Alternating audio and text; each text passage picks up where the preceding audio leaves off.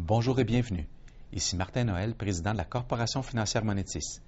J'aurai le plaisir de vous accompagner au cours de cette présentation sur l'achat des options de vente. Il y a plusieurs raisons qui peuvent justifier l'achat d'options de vente et elles sont toutes liées aux objectifs de l'investisseur. Une option de vente peut être utilisée comme une alternative à la vente à découvert afin de profiter d'une baisse dans le prix des actions sous-jacentes. Un investisseur peut également utiliser les options de vente pour fixer le prix de vente d'un titre sous-jacent afin de préserver les profits accumulés. Finalement, l'achat des options de vente peut servir à protéger une position acheteur sur les actions contre les risques de marché. Un investisseur qui anticipe une baisse dans le prix d'un titre peut acheter des options de vente comme une alternative à la vente à découvert des actions sous-jacentes. La valeur des options de vente augmentera quand la valeur des actions diminuera. Le profit potentiel du détenteur des options de vente est illimité en cas de baisse dans le prix des actions, alors que la perte potentielle est limitée à la prime payée si le prix des actions augmente. Le tableau suivant compare la vente à découvert sur le titre sous-jacent par rapport à l'achat des options de vente. Vous pouvez constater que le capital exigé pour vendre à découvert 1000 actions à 50 $ est de 50 000 $ alors que le détenteur des options de vente n'a besoin que de 2 500 $ pour détenir 10 contrats d'options de vente de 100 actions à 2,50 $ l'action, ce qui lui donne le droit de vendre 1000 actions au prix de levée de 50 $. À l'échéance, si les actions baissent à 45 $, les options de vente auront alors une valeur intrinsèque de 5 $. La position acheteur sur les options de vente générera un rendement de 100 %, alors que la vente à découvert sur les actions récoltera un rendement de 10 %. Il est important de comprendre que ces résultats dépendent de notre capacité à prédire la baisse dans le prix de la valeur sous-jacente dans un intervalle de temps donné et qu'en cas de hausse, les options expireront alors sans valeur. La perte maximale pour le détenteur des options de vente se produit lorsque le prix des actions est égal ou supérieur au prix de levée de 50 $ à l'échéance. Lorsque le prix des actions est égal au prix de levée, le détenteur n'enregistre aucune perte ni aucun profit. Le seuil de rentabilité d'une option de vente à l'échéance est obtenu en soustrayant la prime payée du prix de levée. Dans cet exemple, la prime de 2,50 $ est soustraite du prix de levée de 50 $ pour obtenir le seuil de rentabilité de 47,50 $. Avant l'échéance, il est possible pour le détenteur de l'option de vente de réaliser un profit sans que le prix du titre soit inférieur au seuil de rentabilité. Il suffit que le prix du titre baisse rapidement, très tôt après l'avoir acheté. Cependant, à l'échéance, le prix devra être inférieur au seuil de rentabilité pour qu'un profit soit enregistré. Vous remarquerez que, contrairement aux détenteurs des options de vente, pour qui la perte est limitée à la prime payée, la vente à découvert n'a aucune limite de perte quand le prix des actions augmente.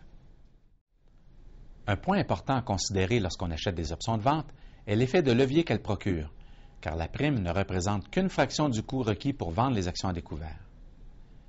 Également, la vente à découvert requiert l'utilisation de marge, ce qui n'est pas le cas avec les options de vente. Bien que le risque soit limité à la prime payée, les mouvements doivent se produire avant l'échéance, à défaut de quoi les options expireront sans valeur. Les options de vente peuvent être utilisées pour fixer le prix de vente d'un titre afin de préserver les profits accumulés. Le choix du prix de levée sera donc fonction du prix auquel l'investisseur voudra vendre ses actions. Il pourra ainsi s'assurer de pouvoir vendre les actions au prix de levée tout en ayant la possibilité de participer à une hausse du prix des actions. Dans cet exemple, l'investisseur détient 1000 actions XYZ qu'il a payé 40 $ chacune initialement. XYZ se transige maintenant à 50 $. Il souhaite pouvoir participer à toute hausse potentielle de XYZ, mais désire préserver les profits accumulés. Les options de vente échéant dans 3 mois et ayant un prix de levée de 50 $ sont disponibles au prix de 2 $ l'action. En achetant 10 contrats d'options de vente, l'investisseur paie un total de 2 000 $ pour s'assurer de pouvoir vendre 1000 actions XYZ au prix de 50 $. Le tableau suivant démontre comment l'achat des options de vente a permis de préserver les profits accumulés sur la détention des actions. Le paiement de la prime des options réduit une partie des profits accumulés, mais offre la garantie de pouvoir vendre les actions à 50 $, et ce, peu importe la baisse du prix des actions. Comme nous pouvons le constater, la simple détention des actions expose le détenteur au risque du marché et à voir ses profits s'éroder au fur et à mesure que les actions perdent de la valeur. En achetant les options de vente, le détenteur des actions a su préserver ses gains tout en profitant de la hausse du prix des actions. En combinant les options de vente à sa position gagnante sur les actions, l'investisseur a réussi à fixer un prix de vente lui assurant de garder un profit, et ce, peu importe la baisse du prix du titre. Cette stratégie lui permet également de profiter de toute hausse du prix des actions sans se soucier des baisses. En échange de cette assurance, l'investisseur paie une prime qui vient réduire une partie de son profit. Finalement, le choix de l'échéance est important puisque la protection n'est effective que durant la vie de l'option de vente. Plusieurs investisseurs choisissent d'acheter des options de vente pour protéger la valeur des actions qu'ils détiennent lorsqu'ils anticipent une baisse de prix.